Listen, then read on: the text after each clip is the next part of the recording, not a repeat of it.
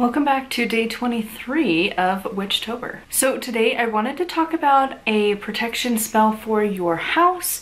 This is an adaptation of one that I had done when we first bought this one many years ago. And so this is kind of my more modern approach to it of how I would do it nowadays. And hopefully it'll give you some ideas for yours. So number one is to physically clean the space. We didn't do that when we had bought this house, but that's because it was already cleaned. When, you know, they had moved out. But if I was to repeat this, I would go through and do a deep clean.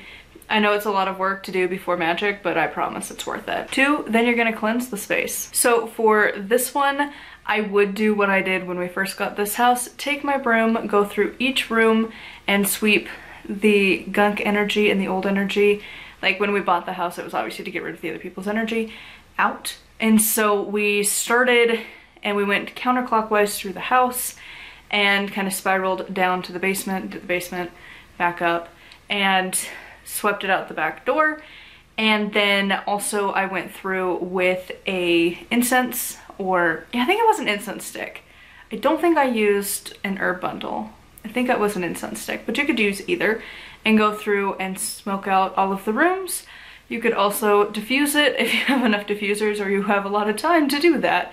But incense and just burning herbs works a lot faster, or visualize it if that's more your speed. We've talked about that a lot already, but I do that step. And then on the moon phase that you associate with protection or for big magic, so like the full moon's a good time for this, is to actually do the spell. So you're going to take on the day of whatever the moon phase is that you've picked, or if you want to pick a day of the week, a good day for protection would either be Sunday or Thursday. But you're going to take 5 bricks and decorate them to represent each of the elements. So you might paint like the alchemical symbols on them, you might paint animals and different things associated, paint the whole thing the color associated, whatever you're gonna do to represent each of the elements on a brick. These are super cheap. Last time I checked, I think they were like 20 to 30 cents a piece. So if you just get like a traditional like brick, you can get the more fancy like pavers and stuff, or just find some rocks works too. You wanna do this like during the daytime if you can, and then on the night of the full moon, I know it's gonna be a pain. You're gonna be up in the night, just be prepared, because it's best to do it when the moon is directly overhead. It's kind of late, depending on where you live and the time of year and all of that jazz. But when the moon is directly overhead is when to try and do this. So you're gonna place your bricks around an orange candle in the center of your home, or as close to the center as you can. If you're not sure, you can always pick your kitchen as kind of the central point, or a living room, because I feel like a lot of us spend a lot of time in the living room as well. But place your orange candle obviously in a holder, make sure it's safe.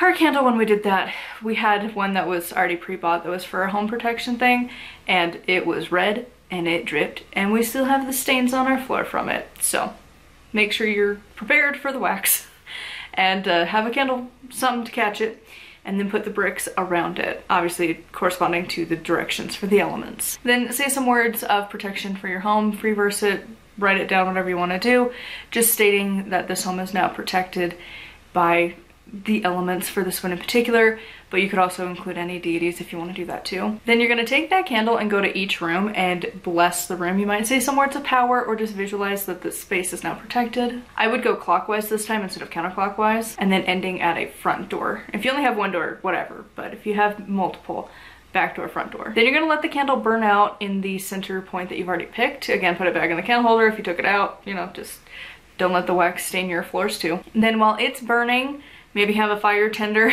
someone to babysit it. But then you're gonna take your bricks and you're gonna go place them at the 4 corners of your yard. The 5th one I would put close to your front porch if you can.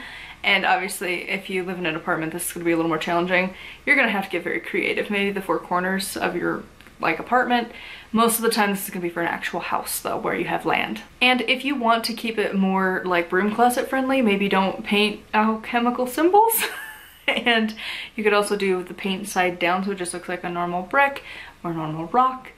But if you don't care, have them proudly displayed. And then repeat as needed. I have planned to do it for about a decade, and I finally feel like now I'm gonna do it at the 13th year. I feel like it's a good time to do it. Because when I initially did it, it was a very draining, long ritual. Like, this sounds like it's gonna go pretty quick, but for us it took a couple hours. And so, yeah, you might want to plan accordingly. And You know, also I should mention when I say cleanse your house, also do your yard too. You know, pretty much any space that's involved to do that. And then, you know, just plan a big meal afterwards.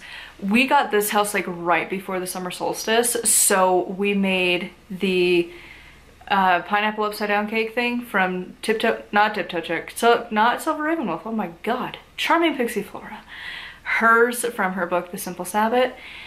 And I think even then I had swapped it out. I found out I'm allergic to pineapple, and I didn't know that then. But I've always been substituting it anyways because I didn't really like pineapple, and now I know why, because I feel like I eat glass when I eat it. Yeah, it's a weird allergy to finally have, but yeah, me and pineapple don't get along.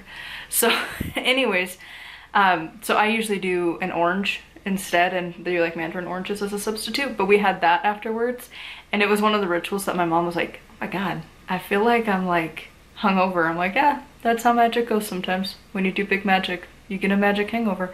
That's why we have food. And then it actually did help. So she was like, oh, this is weird. I didn't know that this stuff actually kind of worked. It was cool. So anyways, that is how I would do a home protection. It's kind of based loosely off the one I did years ago, and then again, just kind of updated it a little bit. So anyways, I would love to know how you protect your home, especially if you have moved into a home. How did you do it? Love to hear it in the comments down below. A huge thank you to my patrons. If you would like to support me and get access to exclusive content, it's patreon.com/nightwillowcrafts. Make sure to like, comment, and subscribe. I post every single day, and until next time, blessed be.